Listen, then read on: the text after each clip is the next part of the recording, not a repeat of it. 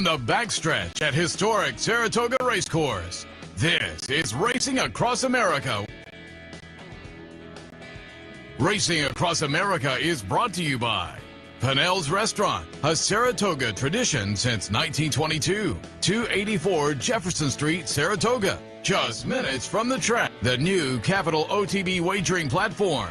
Bet any place, anytime with the new Capital OTB wagering platform. CapitalOTBBet.com, the premier wagering site in New York State. And the Clubhouse Racebook.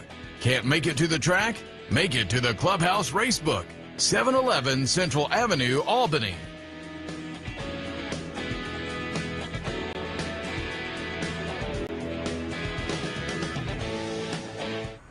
Good morning. Welcome to Racing Across America on this Saturday, Alabama Day. Another gorgeous day up here in Saratoga. So if you're coming to the track, you're in for a really nice day. Nice card, Alabama, some other nice stakes, and we'll talk about much of that on the show this morning. Coming up in a few, Richard Migliore will join us. We'll talk a little bit about his impressions of the meet so far and more. A little bit later on, Phil Bauer, who is having a phenomenal meet. Limited starters, but 4 for 7 so far, so pretty good. And he has a horse in the Alabama later. And then we'll also be joined by Matt Hegarty, covers hard news for the Daily Racing Forum. And typically we have him on about this time of year because he comes to town every summer to cover the Jockey Club Roundtable and the Racing and Gaming Conference. So we'll touch on those topics a little bit later on. But happy to be joined top of the show by trainer Michelle Lovell, who had the nice win last week in the Saratoga Special. And we'll talk about that and more. Has a horse in this afternoon. Michelle, good morning. Good morning. Steve Bick, who co-hosts with me on Sunday, we tried to get you last week, but you were headed out of town. And this time of year, you're based down in Colonial, right? I am, yes. The last 2 years we've based in Colonial for the summer. Colonial. Talk a little bit about Colonial racing in the summertime. Last year was our first year. We were kind of forced to make a decision to leave Churchill because I'm based at Churchill every year. And I have a lot of grass horses, so it made sense. The purses were really good from top to bottom. And I was pleasantly surprised. It was a beautiful facility. The track is maintained really well, and the turf courses are, beautiful. They're really great. So it's been a great experience for us. And I say it constantly when I bring trainers back here. During the summer meet, we get folks who are maybe new to the game, even folks who have been in the game for a while. I love to have trainers back here and just kind of be able to introduce them to people so that you look at the name in the program, a little bit more about the person. And one of the questions I always ask, how'd you get into the game? Oh, well, I got into the game just for the love of horses from just a small child. And the first job I had was working with thoroughbreds at Dogwood Farm. And it could have been any discipline. It just happened to be thoroughbreds, and off I went. And from reading some bio material, that was down in Georgia with Todd Campbell. Yes. And you don't necessarily think of Georgia as really the place you're going to launch a thoroughbred career. No, I think at the time, it was a beautiful farm actually, and they really wanted to get racing in Georgia, and then they tried for pari-mutuel in Alabama. Yeah. And when it didn't work out, I believe that's when he moved the stable to Aiken, I believe. I never got to go to that track. And so you started as nobody in your family horse racing related? Nobody, no, still not. And they follow just the highlights that I send them. So it's fun for them, but no, they don't follow. And then from, kind of going in, reading the bio material, you started out as a jockey. And from what I read, leading apprentice at Gulfstream. Yeah, so I started out just working with them, and I finally, probably 7 or 8 years into my little training, or my horse career, I ended up at the track galloping and then became a jockey and was that for, a few years. It was an excellent time in racing still. And I rode with a lot of now Hall of Famers. So, Gulfstream was, they didn't make a big deal about it. I won 19 races on that winter meet, and that's when Gulfstream was like Gulfstream. Yeah, it was amazing, yeah. That's all right for an apprentice. Yeah. So then you transitioned over into the training career, and I noted also you worked with our friend Joe Christofek and Brilliant Racing. Yeah. There were some local guys who were involved in some of their horses. They got to be fun to work with. Oh yeah, Joe's awesome. The Brilliant, the little team that they put together, they've got several different little syndicates, I guess you could call it, but a lot of fun. They're bringing a lot of newbies in the game, which is great. They're super honest. You know, they don't make money on it. They're just really, really trying to help racing and get people involved. Yeah, as they say, they have some locals involved, and it's been fun to watch some of their horses race. I always like to tout when the horses are involved with locals and root for those. So when was your first trip up to Saratoga? Because from what I read, you rode up here at one point. I did. I was fortunate enough that I was riding at Gulfstream, and I won a race against Julie Crone. And we were not friends. We were just jockeys in the room, you know. And at the end of that Gulfstream meet, she said, you know, you really should try your hand, because I stayed in South Florida. She said, you really should try your hand up north. I think you'd do well. There's a lot of tracks to choose from. You can rent a room from me. And I did. It was the greatest summer of my life. I'll never forget it, 1993. And she won the Belmont on Colonial Affair. So it was just great. And I did. I got to ride maybe 5 races at Saratoga, had 3 seconds. And it felt like wins. It was great. It was a great experience. Was that your first visit up here, and what were your impressions? My first visit here actually was a few years ago, just to be a fan and visit with some friends. This time as a trainer, it was spectacular. Yeah, and it was great. Let's go back to that, because I pulled up the replay from last week, and it's an incredible story. Yeah. First Saratoga starter. Yeah, you pick up a Grade 2 win in the Saratoga Special. Damon's Mound going up against the highly touted Gulfport. Damon's Mound will be the number 2 horse. Gulfport is the number 4 horse. You get it done. Gabe Saez in for the ride. And just talk about, as they're coming down the stretch, and then the subsequent feelings. As I say, first Saratoga starter, and you win a stakes race. What did it feel like last week? You know, it felt really good. I felt very positive coming into the race. I thought that we could win the race. I knew that we were running against a very talented colt that had already proven to have won a stake, and but I really thought that I thought it would be a dogfight down the stretch, honestly. And had he not got bothered, I think it would have been more of a race on the end, honestly. But I still think we would have been a winner. I mean, I love my horse, and I thought he did really well, and he came out of it great, so I'm super excited for his future. Yeah, an 86 buyer, solid number coming out of it, now 2 for 2. Broke the maiden in the career debut on July 2nd. Did you come into it by 12 lengths? Did you come into that with high expectations? Did you have a good feeling about what you had in that debut effort? Sure, yeah, we honestly love the horse from the get-go. I mean, the farm sent him, they loved them, we can only ask him to do so much in the morning, so we didn't really know that how good he could be, honestly, because, I mean, asking him to do what he did in the afternoon would have been ridiculous, right? So he just did everything perfectly, and I thought I was leading up a horse that was a potential winner. Yeah, he wowed us from the way he did it, because he did it just as easily as he did everything in the morning. So had to be special for the owners, too. It's sure. a homebred. Yes, it's a homebred. They've been doing it for a long time, and it's super exciting for them. When you came out of that debut effort, was the Saratoga Special the game plan coming out of that? Yes, as soon as we figured out that he wasn't for sale, that's the which I'm sure after a race like that, the phone was ringing. It was crazy, yeah. It was tiring, and it was exciting for everybody to know that they thought so much of the horse that we knew we had something special anyway, and it just got backed up by the ridiculous calls that we got. And but as soon as we knew that he was staying in the barn and the Loves were going to keep him and race him, the Saratoga Special was the race that we chose. So what happened right after that race? I mean, how soon? I'm assuming you went back to your group Colonial, in Colonial? Right. We're still at Colonial. We're going to finish up the meet there and then get right to Churchill. Yeah, he spent the night here, spent the next day, and left the next night and got into Colonial on Monday morning. And yeah, he's been to the track. He's jogged. He's been great. And what's the game plan? From what I've read, you're not going to come back for the Hopeful, but what are you looking at?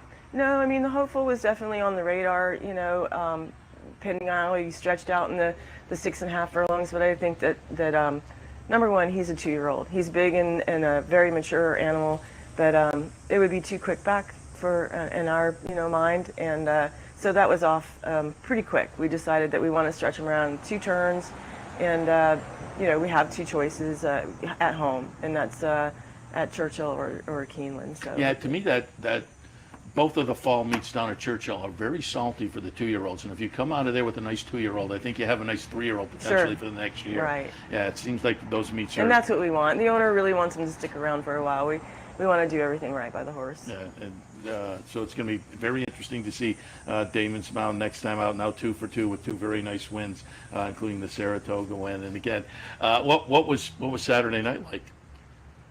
After the Saratoga special, it was great. It was just like walking around on a cloud, and just hung out at the barn.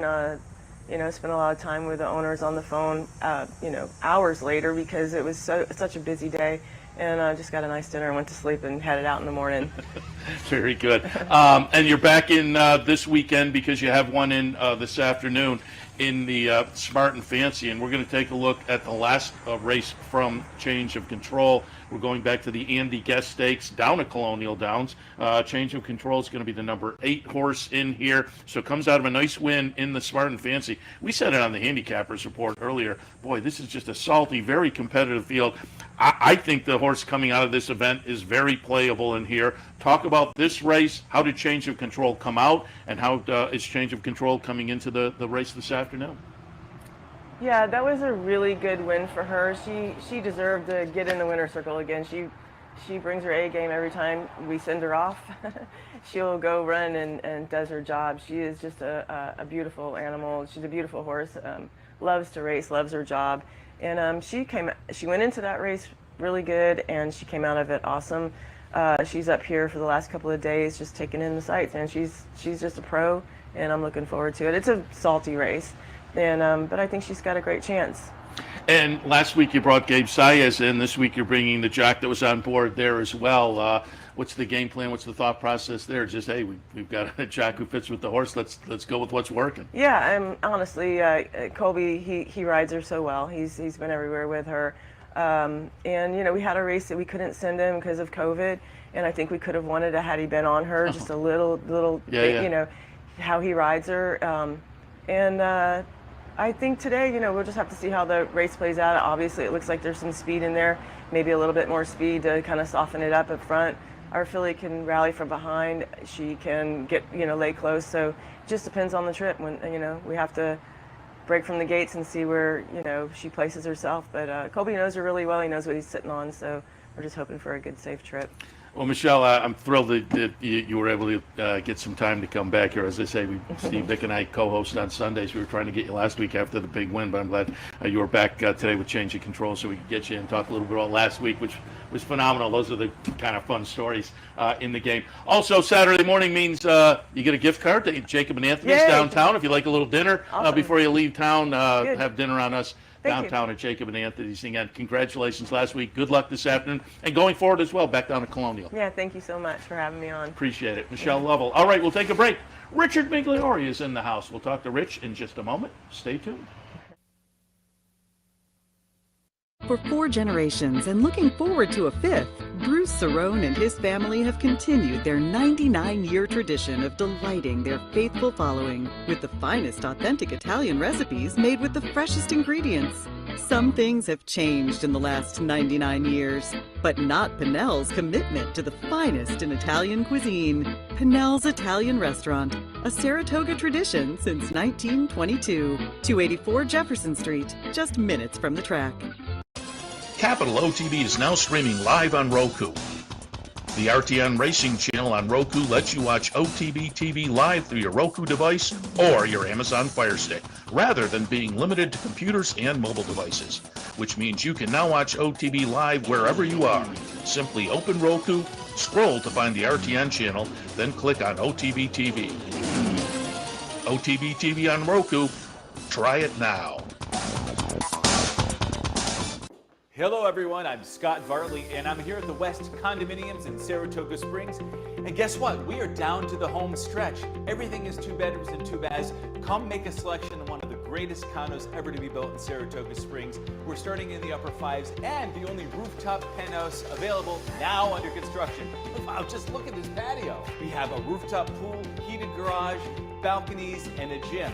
Call me at 518-281-6808.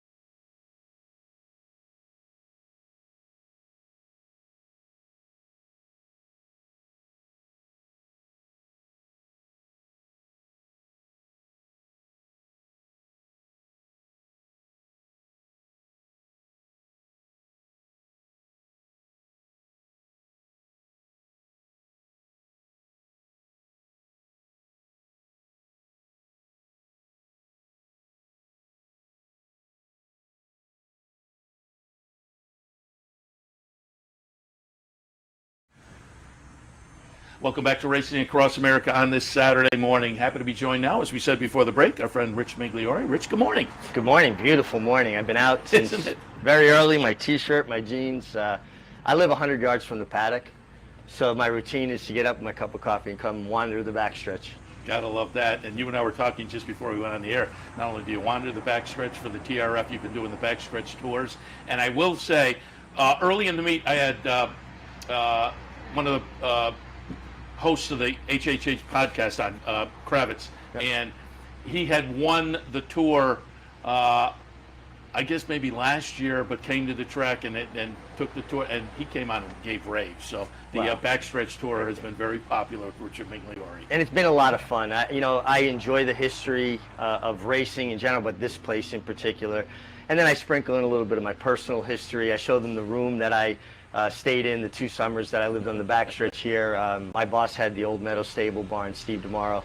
And of course, Claire Court, which is right behind us with 4-Star Dave and Quick Call, More Jane, Yeah. It's there's no place like Saratoga. Yeah, and again, that benefits the TRF, and I will also tout, because Kim Weir from the TRF was here, and they have their big event, the barbecue, coming up, and you have a silent auction item. I'll let you talk about that in a second. And Kim said it's sold out, but if the silent auction sounds interesting to you, I'm told you can bid by proxy if somebody you know is going to the barbecue. But this is, looking at your Twitter feed, I'm envious to whoever the winner is. Talk a little bit about the silent auction item. Well, we figured we'd try to kind of ramp it up a little from just backstretch tours. And I'm a really good cook. I mean, I know that's probably sounded pretty conceited. I'm a really like good I say, looking at your Twitter feed, I'm buying into it. Well, thank you. You know, my grandfather was a chef. I grew up in a restaurant kitchen, learning things, I think kind of just through osmosis, not so much that I was that interested as a youngster.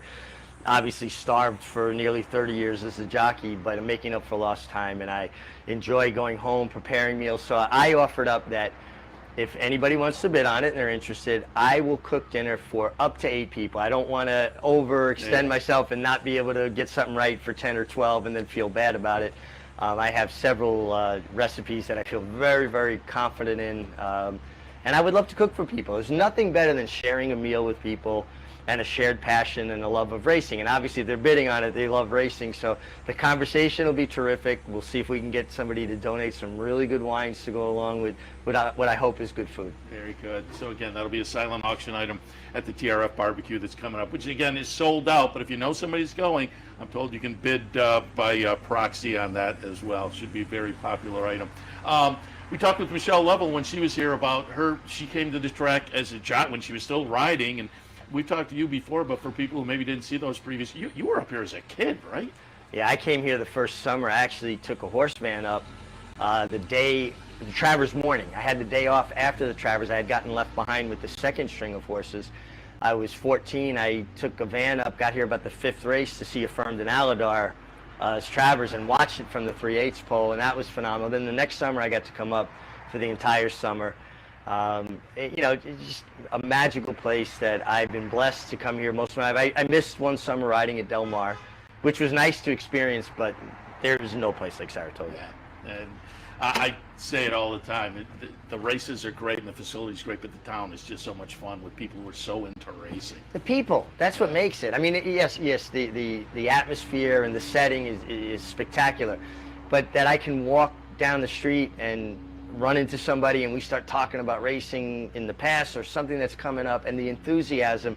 There are no better fans in the world than the Saratoga fans. And you know, the stories make it too, and Michelle Lovell is one of those stories. How much fun is that? Where that's my first Saratoga start. Yeah, I'll come up and win a stakes race. Well, and her horse, Damon's Mound, is a throwback kind of horse, and I'm so happy I got the opportunity to say to her, he's the kind of horse that made me fall in love with the game in the 70s. You know, we were blessed in the 70s with horses like, obviously, Secretariat and Forgo and Ruffian and Seattle Slew and on and on and on. Affirmed was one of my all-time favorites. This horse every horse, a good horse, has ability, but the thing that differentiates them is their mental capacity to process things. And you can see this horse thinking his way through a race. He's laying third and behind horses in the Saratoga Special with his head bowed and waiting for the rider, like, all right, can I go now? Can I go now? He's just an intelligent individual with a world of physical ability. Obviously a long-time jockey. Did I hear right? Somebody week and a half ago said you were on some horses in the morning? I did get on a horse, and I did go in the starting gate. We shot a feature that we're going to air hopefully this week. We got an incredible crackerjack crew of editors and cameramen and people that made this happen. And I'm really excited about it. What I wanted to do, my idea was to bring people into the starting gate. That's a great idea. Yeah, I don't know that people know exactly what jockeys are doing in there and how they get a horse squared up and balanced on their feet to leave their running, and the communication between the rider, the assistant, the starter, and in the magic of TV and the editing, it'll look like I broke from the gate. I did not break from the gate. We edited it where someone else left with the GoPro, but I actually did get on a horse and felt like a little kid. I was giddy. It was a John Kimmel horse. We backed him out of the gate, and I wanted to gallop him around. And Loretta Lustig, who I've known since I'm a kid galloping horses at Penmore Farm, was like, no, that's not happening. So I did not gallop a horse, but I did sit on one. Very good, very good. And I'm looking forward to that feature. I had Barbara Livingston here the other day, who has the great exhibit across the street of the old photograph collection that she had. And there are more online, and I looked online. And the first GoPro, I guess, there's one online, it has to be like 30 years old. He's got like an actual film camera on a motorcycle helmet. And I thought, there it is, GoPro 1.0 back in the day. I probably had to weigh 50 pounds. It's a phenomenal exhibit. I came up during the winter last year, and we shot a feature about Barbara. And I saw that. That was a nice piece. The Raftery collection. I have a personal Jim Raftery story. I was an apprentice, riding night and day, getting on horses in the morning. Half the time I didn't know what day it was. And I'd won a race at the Meadowlands, and they had taken some pictures, and then like another group was coming in, and I just being overtired and cranky, and I jumped off the horse before they were done taking pictures and was undoing my girth. And Mr. Raftery got a photo of me off the horse undoing my tack, and the next night, and I didn't even think anything of it, and the next night before the first race at the Meadowlands, he came to the jockey's room and said, I need to speak with you. And he basically kindly, in a firm but nice way, explained how important those photos were to people that won the race. And I felt terrible, and I couldn't have been more apologetic. But he basically taught me a lesson, like you got to be more mindful of just what you're going through in that moment and how important those other things are to other people. Yeah, and Barbara related a story that I read before I had her on of she was with her then boyfriend, and they were taking pictures of photos, and they weren't dressed to the nines back in the day, and right. he kind of gave them a little bit. So he sounded like an interesting guy, and again, true gentleman, across the street. Rich, wanted to bring you in to talk a little bit about what we've seen so far at the meet. We've kind of alluded to the Fox show, and again, whenever I get anybody in here who participates, I applaud. And I had a television production company in town for years. Now I'm on this side of the camera. I know how tough it is. You have a great crew who does a great job, and I've said it now for a few years. It doesn't just benefit New York racing. I think it benefits racing as a whole by promoting the product. Well, thank you. And if that's reaching people, that's more satisfying to me than anything else. Love the game. Horses in the game have given me everything in my life and everything good in my life. So hopefully we're giving back and promoting the game in a way that everybody can be proud of. And you said it though, our production team behind the scenes, the people that don't get the camera time and the accolades that they should, we have a fabulous team. Yeah, no question about it. Again, I've done it for years, and I know what goes into that. You guys do a great job. Let's hit on some of the highlights of the meet and get your impressions now that we're, 2/3 of the way through. And I wanted to go back because the highlight of the meet is obviously the Travers. Maybe tie in some 3-year-old thoughts here, but I wanted to go back and watch the stretch run to the Jim Dandy. I thought Epicenter looked very good that day. Zandon second, Tawny Port third. So Epicenter, I think, comes into the Travers very well. I'm totally intrigued to see what Charge It does in the Travers. But talk a little bit about what we saw from Epicenter and your kind of thoughts on the 3-year-olds as we approach the Travers. Well, it feels to me like, off of this Jim Dandy, Epicenter has kind of shown that at this moment, now obviously we've got the Travers and he's the divisional leader. I think was unlucky through the Triple Crown. He's a horse that's not showing the same gait speed he once did, so his trips are a bit different. But the way he finished with a slow pace, and One of the gifts of Joel Rosario is making as little use of a horse as possible. Now, the Jim Dandy, a very important race in its own right, still a prep for the Travers, and I think that was the perfect prep. You know, to finish the last 3/16 of a mile, never feel the crop, never be overused. That's a race that a horse builds on. He's going to be very, very tough in the Travers. Yeah, looking forward to the Travers in a week.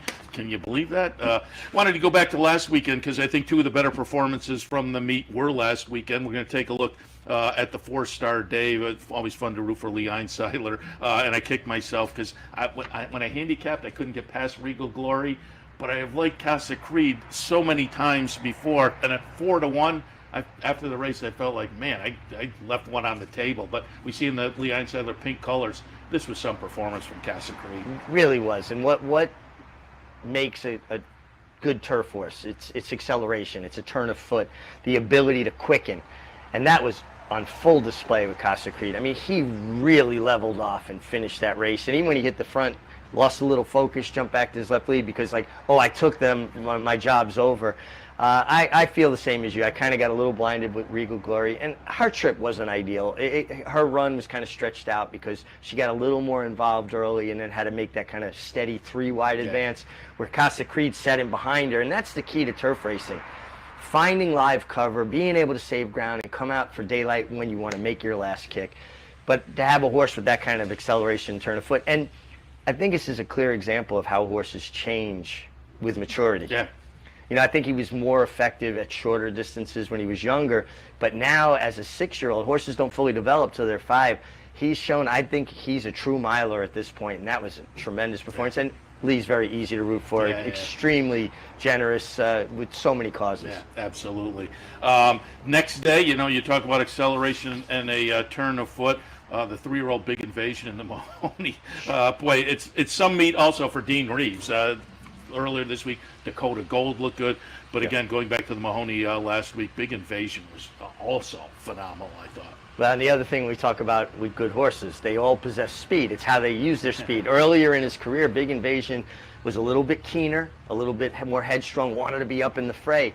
He's really learned to switch it off and turn it on late, and I think, you know, obviously the Comants and Joel Rosario, nobody better at that, getting a horse to melt into your hands and make that one run. And he's got an uncanny knack of timing his runs. I mean, this is a superior talent. This is a really good horse. I'll be curious to see him going forward, how far eventually he'll go, because I do think he'll wind up becoming a horse that could get a mile. Yeah, so far so good with the way he has just been phenomenal. It's going to be interesting to see how they play out the year too, and do they go on to the Breeders' Cup and whatnot. But again, some big performance just from the recent weekends. I think it's been a phenomenal meet so far. Before we let you go, thoughts on today's Alabama? We'll show the stretch run to the Coaching Club American Oaks where Ness looked great, but your thoughts this afternoon on the Alabama? Well, I mean, Ness is taking her game to a different level. And hearing Todd Pletcher's quotes about how she flourished after the Belmont, running 1.5 miles against the boys, and, you know, had some trouble. The stumble, had a, you know, pause. I don't think she was going to beat Mo Donegal, but would have been a lot closer.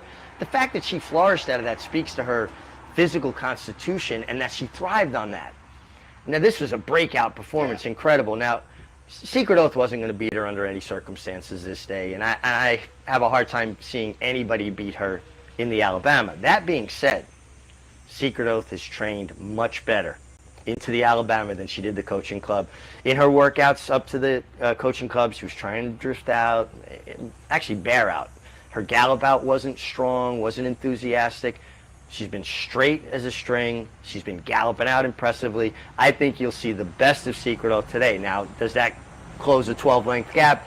I don't see it, but she's going to run, I think, a much better race. Yeah, we had Wayne Lucas in last week, and he was saying, I'm going to get a much better performance. So it's going to be fun to watch as they come down the stretch, and we always root for a nice battle, so we'll root for that again today. Rich, appreciate the visit. Saturday visit means, hey, dinner on us at Jacob and Anthony, so go downtown and enjoy dinner. And we appreciate the visit.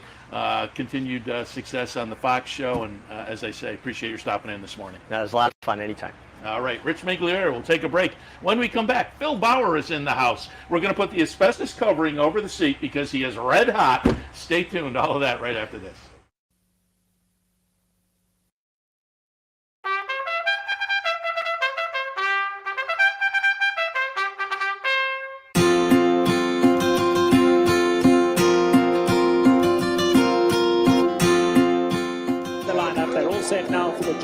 fillies to 14 of them across the track. He's sent on their way.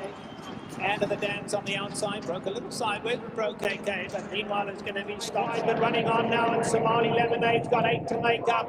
They come to the top of the lane. Stop Shopping Maria's got a lot left. Stop Shopping Maria goes on. Sweet Cat is right there. Hard left to right. Royal Body is running on. Past the 8 ball way comes. Stop Shopping Maria for the run. Still under a hand line as they come to the 16th. Stephanie's Kitten coming out late. Here's Stephanie's Kitten coming fast. Stephanie's Kitten, stop Shopping Maria. Stephanie's Kitten's watered.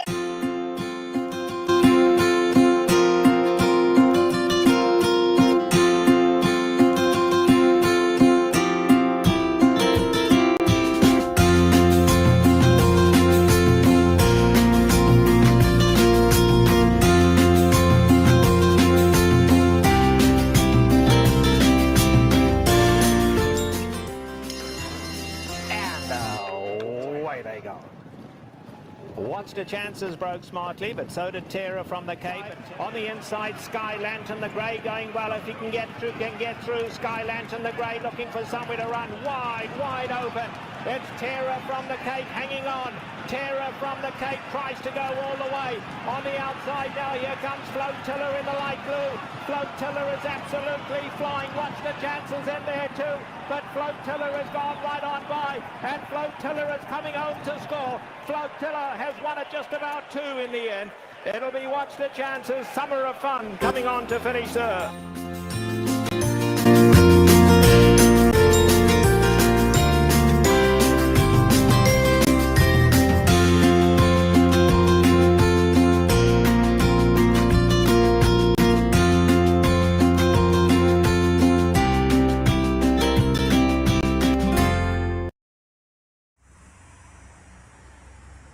Welcome back to Racing Across America. As promised before the break, we put the asbestos on the chair because he is red hot. Phil Bauer, 4 for 7 so far up here at the meet. Phil, good morning. Good morning. Thanks for having me on, Seth.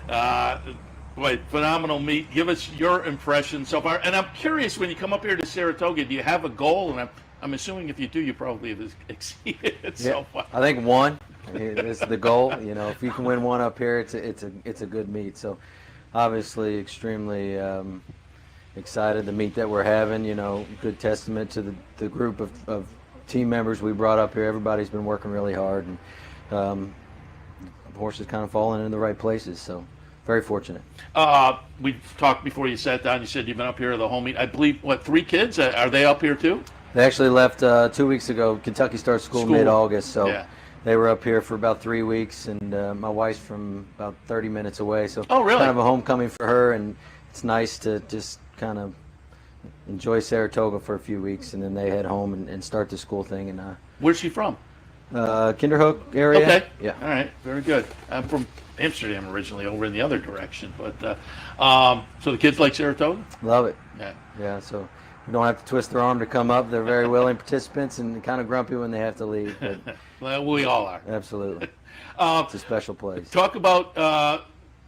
I always ask when we get people in for the first time, how'd you get into the game? I fell in love with it through my grandfather. He owned and bred some cheap claimers at River Downs and Turfway Park and stuff like that. So just got a love for it, and then I tell people a lot of times I was in the right place at the right time. A lot of times the family had a semi-truck parts business that I had kind of committed to working for, and they sold it, and I didn't want to sell truck parts unless it was for the family. So got a job walking hots on the backside for Steve Margolis at Churchill Downs, and then slowly kind of worked my way up the ladder. And then the most recent jump was the Rigneys offered me a private training position, and it's been a dream come true. You talk about right place at the right time.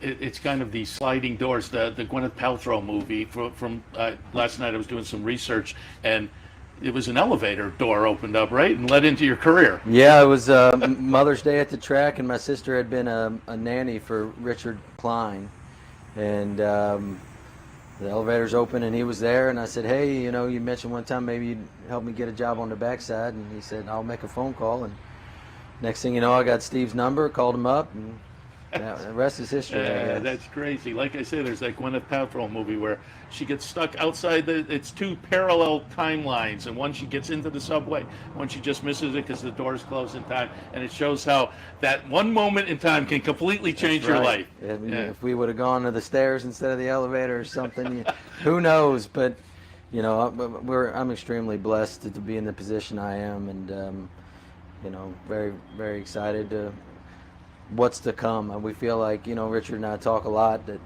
you know, it took a few years for the kind of get the wheels on and get things rolling, but you know, the team that he's constructed as far as the buyers and the breeders and all that stuff, I think everything's pointing in the right direction now, and we keep telling ourselves, you know, we feel it coming, and I think this meet maybe is a little taste of hopefully what's to come, and obviously ambitions of higher caliber races, and nice to participate in the Alabama today. Yeah, we'll talk about that one in a second. I wanted to just kind of go through the winners and talk a little bit about them. And this was just from the other day. We're going to watch Warrior Johnny get it done in an allowance event. Very nice performance. 8.5 lengths is the chart margin here. Warrior Johnny's going to be the number 5 horse when we pull up the replay. Talk about this one the other day, because as I say, with the chart margin, boy, this is some victory. Yeah, I mean, watching the race down the backside, I was a little grumpy that, you know, we broke well enough to sit right off the pace, and down the backside that they tried to slow it down, and Junior went on with him, and when he came back to the winner's circle, he said, Phil, I told myself if I'm wrong, I'm going to be in big trouble, but he felt like he was just needing to let the horse run his race, and, you know, he's a seasoned jock, so that's what I think those guys that they make decisions on the fly, and that's the key to winning races sometimes, and, you know, to take the pressure from the 4 and then kind of run into the turn and then run away from him. We were blown away. We felt like he was going to run well, but I don't think you ever think they're going to run that big. He got a pretty good number, so, you know, we're excited to probably take on some stakes company here in the future. We really haven't circled anything yet, but still kind of cooling him out. But he seemed to bounce out of it well enough, and, you know, we'll see. I mean, I'm assuming because it was this week, probably not back at this meet. I don't think so. You know, kind of waiting on the Churchill book to come out. That's our home base. See if something suits him there, and if not, we'll have to put him on a truck and go somewhere. You know, you talk about the jock and having the conversation with the jock. How much is you in the paddock saying do this, and how much, particularly up here, they put trust in, you know, with the jockey column, they put trust in the jockey? You know, it was nice he was able to get on the horse a few times in the morning. So I think you kind of construct a plan during those morning workouts, and then obviously race day you touch on, hey, obviously they work a lot of horses, so hey, remember this horse, this is what kind of how he is.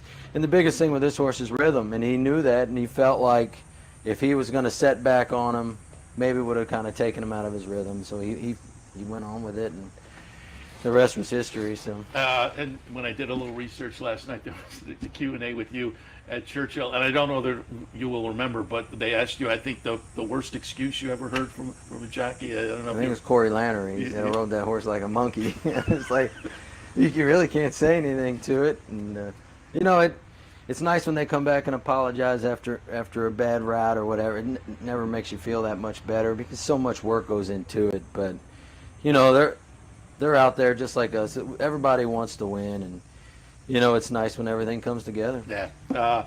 Let's take a look at this one's coming back on Sunday, I believe. Clayton the Lionheart tomorrow. We're still doing our rain dance. It doesn't look probable, but you know, he'll need to. So he's yes, sir. He's a main track only on Sunday, right? But let's take a look at the win going back to August 11th. Clayton the Lionheart is going to be the number 6. You were in a claiming event there, but you hold on to the horse. You have to appreciate that after a win like this. If you don't get in on Sunday, is there anything else coming up? So the 2 other than is running it ran Thursday. Okay. So we felt that was a little too quick to come back against that cast. Tried to find maybe an easier spot of an off the turf.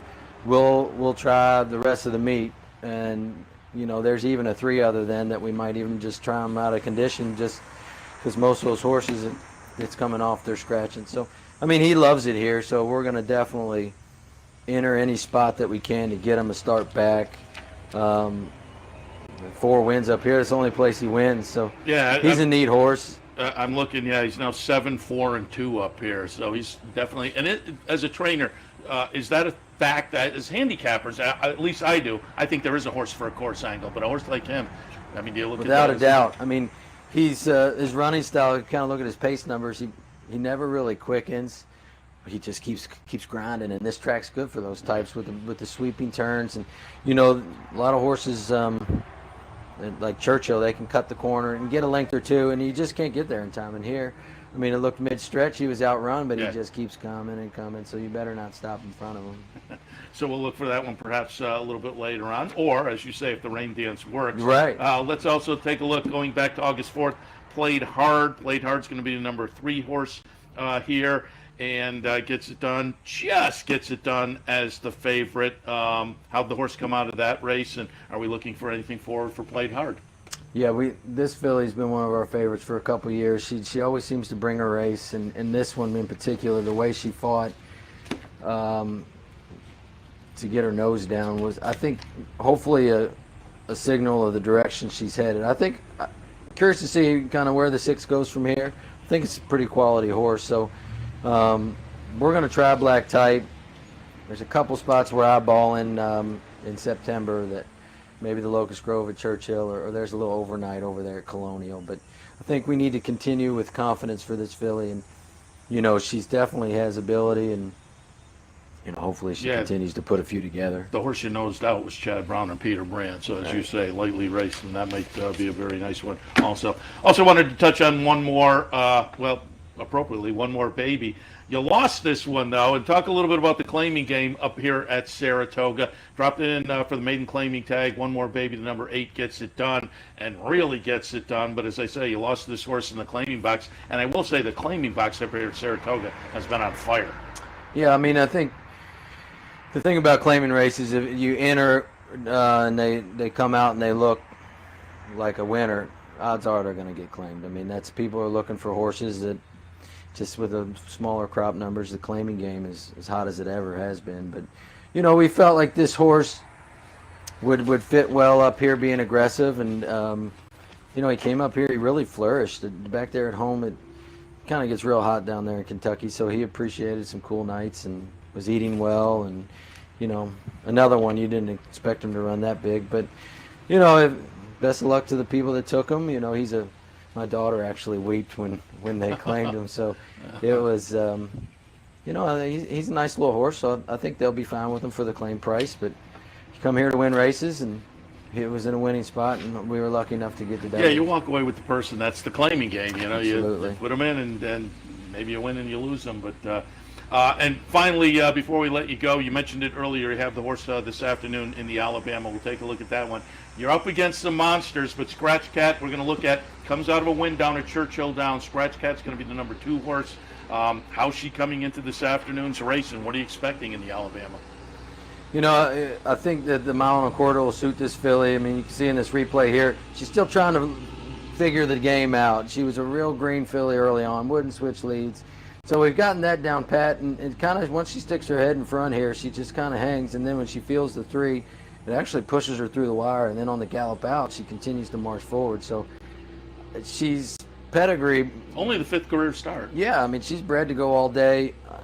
Very, very ambitious spot here, but, you know, Graveyard of Champions, maybe lightning will strike here. I mean, I think the main goal is to hit the board here. If we don't win and we run 3rd, I think we'll be elated because there's a lot of upside with her. And, you know, we were here. Why not? Yeah, that's great. You know, I think her running style, if there's any pace in front of them and they're coming back, she'll be grounding towards them. And you just hope that somebody doesn't bring their A game today. Because if they do, I don't know if definitely Nest and then the Lucas's filly. I mean, maybe there was an excuse last race, and if she returns to form, it'll be tough. Yeah, But coming off a win, though, and yeah, again, we're excited to try. the way your bar is going, I'm not ignoring anything, and that's why I wanted to have you in here. It's just been a fabulous meet so far for Phil Bauer. Phil, we appreciate it. It's Saturday morning guest. You get dinner on us down at Jacob and Anthony's downtown, so we appreciate you swinging by. We congratulate you on the meet so far. Offer good luck going forward, not just at Saratoga, but when you head back down to Kentucky. Very as well. much appreciated. Phil Bauer. All right, we'll take a break.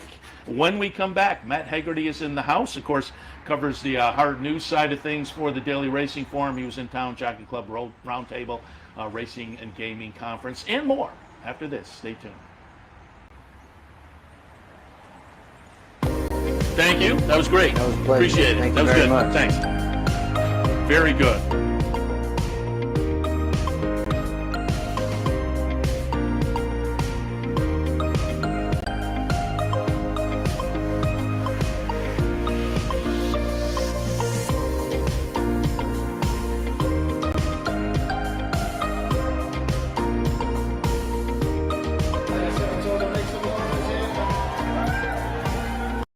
For 4 generations and looking forward to a 5th, Bruce Cerrone and his family have continued their 99-year tradition of delighting their faithful following with the finest authentic Italian recipes made with the freshest ingredients. Some things have changed in the last 99 years, but not Pinnell's commitment to the finest in Italian cuisine. Pinnell's Italian Restaurant, a Saratoga tradition since 1922. 284 Jefferson Street, just minutes from the track.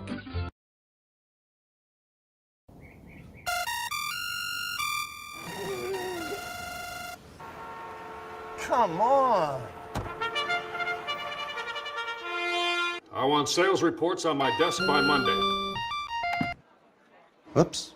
My bad. Love racing? RTN brings you every live simulcast on your home television, plus live video streaming and race replays on your PC and mobile devices. To order, visit rtn.tv. RTN, a breed apart.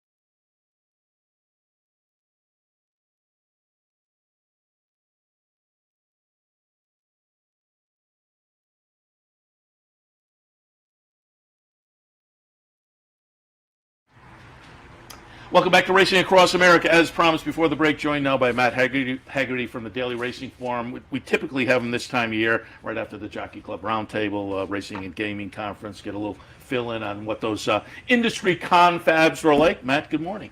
Good morning. Thanks for having me on. Yeah, the last couple of weeks, I had here Lisa Lazarus. I had Tom Rooney from the NYRA. They were both across the street at the Jockey Club Roundtable. Obviously, HISA was taking a lot of attention, given the implementation being the better part of 2 months ago now, beginning of July.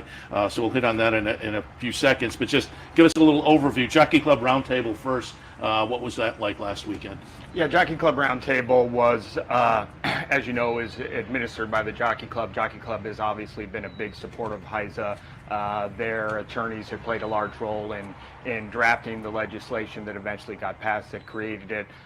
With the rollout that has been controversial in some circles, they obviously wanted to provide their own outlook on it.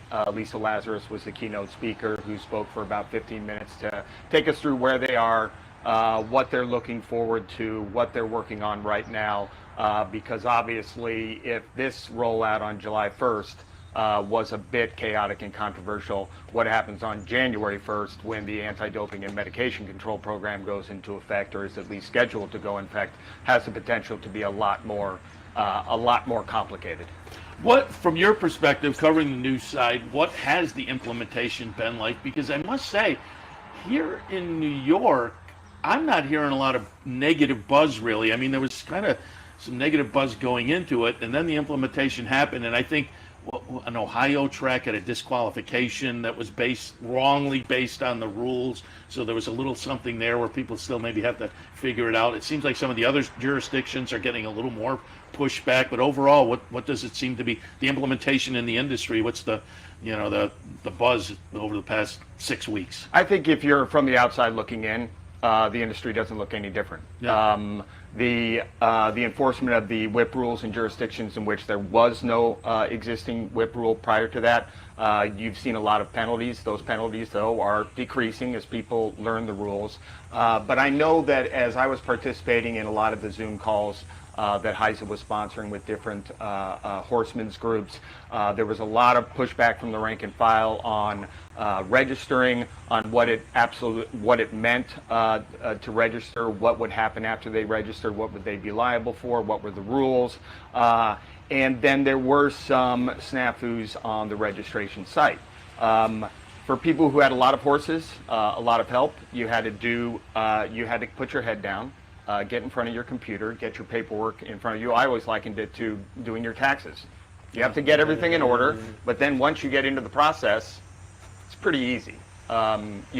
So there was a tremendous amount of carping about that prior to the July 1st date, and as you mentioned, after that, after everybody had gone through the registration process, those you didn't hear the frequency of the complaining after that. So I think people got their horses registered, at least the people that that were serious about the game and have large stables. But then you have these outlying areas in which opposition to HISA is based more on a philosophical point of view than any in-depth look at what HISA is doing. Yeah, Tom Rooney put an article up on the NYRA website, some of the myths, and he addressed some of the myths according to HISA. What's the situation in Texas? Yeah, so Texas has taken this very unusual legal view that they are the only ones that can regulate racing in Texas, that if a federal agency were to come in and regulate any part of it, then they wouldn't be able to regulate any part of it. So they just kind of said, we're opting out, didn't give Lone Star approval to send its signal out of state. That way they would not qualify as a HISA regulated entity. I think there's a lot of posturing going on there. Lone Star Park was only going to race until July 22nd or 23rd, I think. So they had only about 11 racing days left, and then the thoroughbreds don't start up again until January. I know that HISA has been, trying to resolve those differences. So I don't know what's going to happen in Texas as of January. I know that if they are not sending their simulcast signal out of state, they do have now the tax rebates that they're getting from sales of horse feed and like that. That's going into the purse fund, so that is helping out with their purses, but they're still going to be facing a major problem if they are not simulcasting in 2023. Yeah, they're clearly going to have to address that. Parse out for us, again, HISA was implemented on July. You mentioned the January 1st. Parse out for us what happened when the July implementation came under effect and what is going to happen in January. And I guess the medication rules are also, they went to the FTC recently? The medication, the anti-doping control rules, the lab accreditations, the arbitration process, the penalties for violations, those were all sent up to the FTC on Wednesday night, I believe. There will then be a 60-day public comment period. The FTC will review those and then send them back to HISA with their approvals, rejections, modifications. What happened on July 1st is that all the people that were participating in racing had to be registered. It was basically a different license, except this was kind of a national license. So if you looked at the rules that were there as far as how it affected licensees, you could kind of transfer the rights and responsibilities if you're licensed in Kentucky to the same thing as HISA, except that it applied to any state that you went to. So some of the rules that affected the racetracks would have been having safety officers in place, having different policies and procedures for stewards adjudications, and then obviously the one that's most visible and perhaps the only one that's visible to racing fans is the six strike limit in a horse race. I'm not a jockey, but I could see where there'd be pushback on that because I can't imagine, my brain doesn't work that way. I mean, the heat of a race, how are they accounting? But I guess you have to have a limit for adjudication of but that to me was a funny rule. But I get the point of it. And I sympathize with jockeys, especially the guys that have been riding for 20 years, 20 plus years. their whole careers they've been doing it one way. If you told me tomorrow that I had to write in Cyrillic, I would have a big problem with it, right? But the world is changing, and it's leading to a way. In Europe, you see whip restrictions. In some cases, in some European countries, you see complete elimination of the whip. Speaking of the Jockey Club, they did have the director of racing for the Swedish Horse Racing Authority, who conducts a lot less flat racing than here in the United States.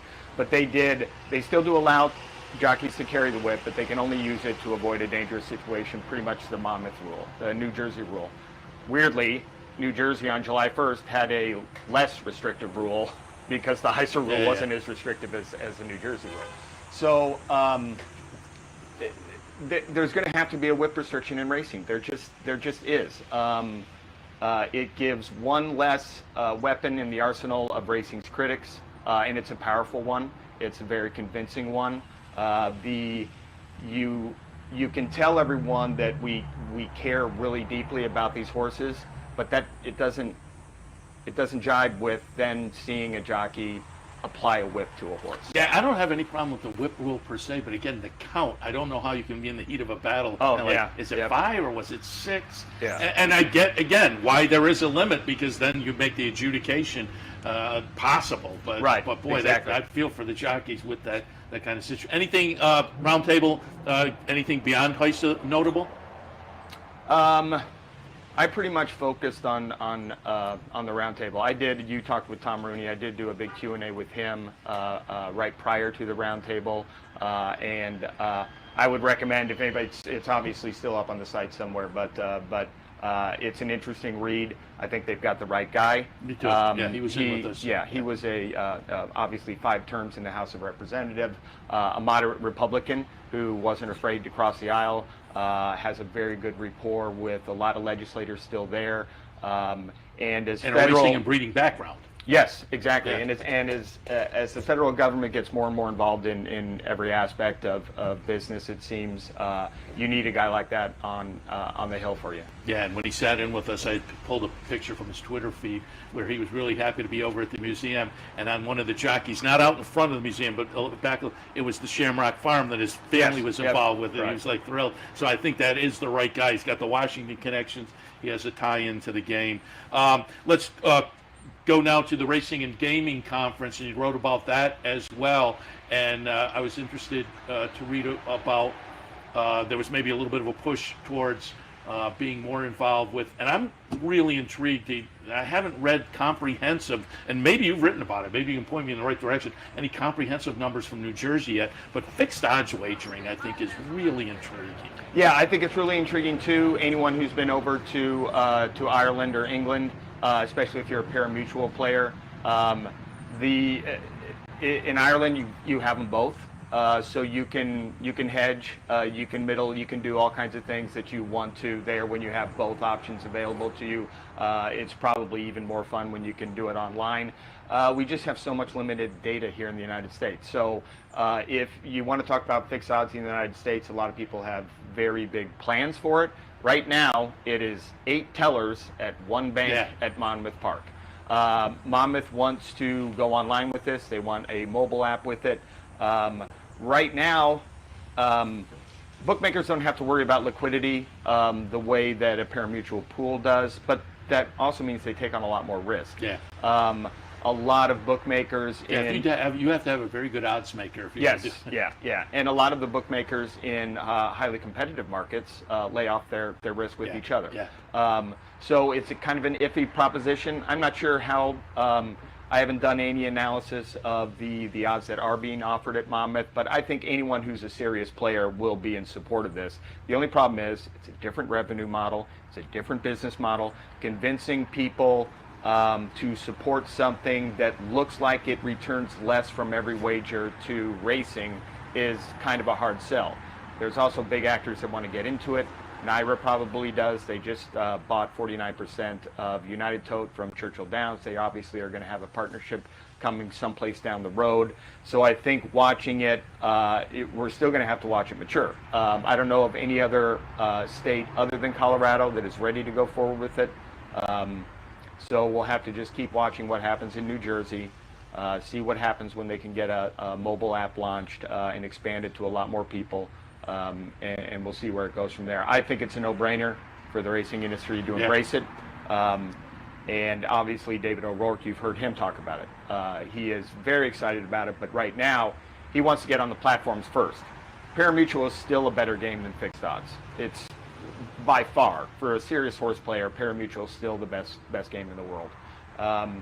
But you do want to offer that option that looks exactly like the options that are being offered alongside on the sports betting apps.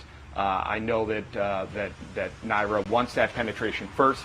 They want to get on those mobile apps and then see where that takes them.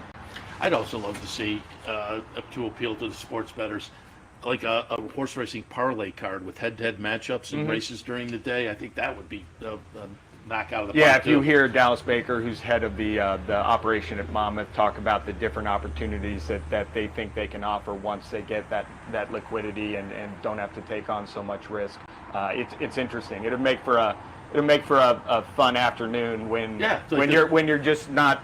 You know you can handicap a card great and still not win a bet, and maybe you just need to take a break and get some head-to-head parlays because I think you'd pull in those people who are familiar with the parlay card with football, and you have head-to-head matchups during the day.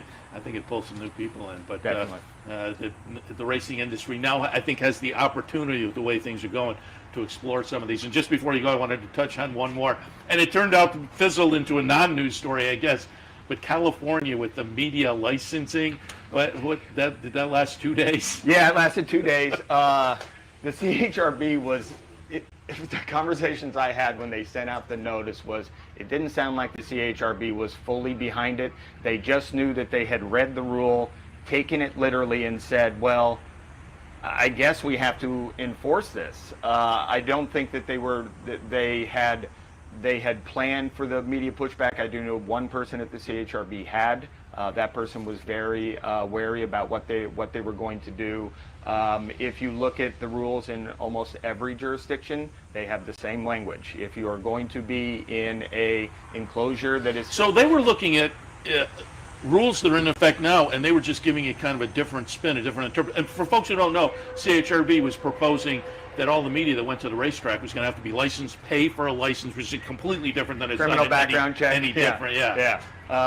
So fortunately they pulled back.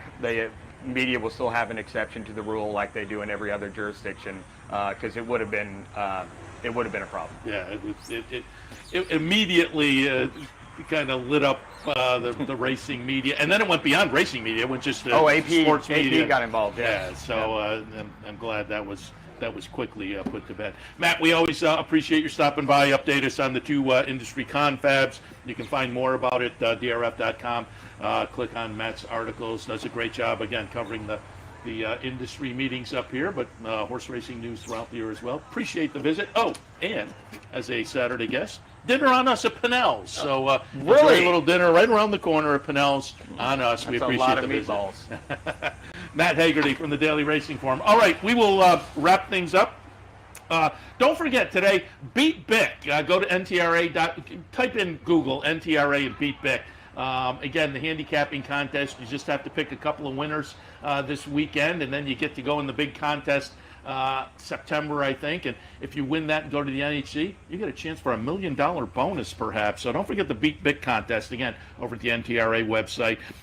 Going to wrap it up. Great day up here. Sunny, starting to get a little warm, but hey, it's summer in Saratoga. But it's Alabama Day with some other nice stakes on the card as well. We will be back in tomorrow. Speaking of Steve Bick, Loose on the Lead tomorrow at 10 a.m. 9 o'clock for the handicapper support. Great racing on the network here all afternoon, so stay tuned here or come on up to the track, swing down to the racebook and enjoy it down there. You have plenty of options. But as far as here on the morning programming, tomorrow morning, 9 a.m. handicapper support, 10 a.m. Loose on the Lead. We'll see you then. You're watching OTB TV, a service of Capital Off Track Betting.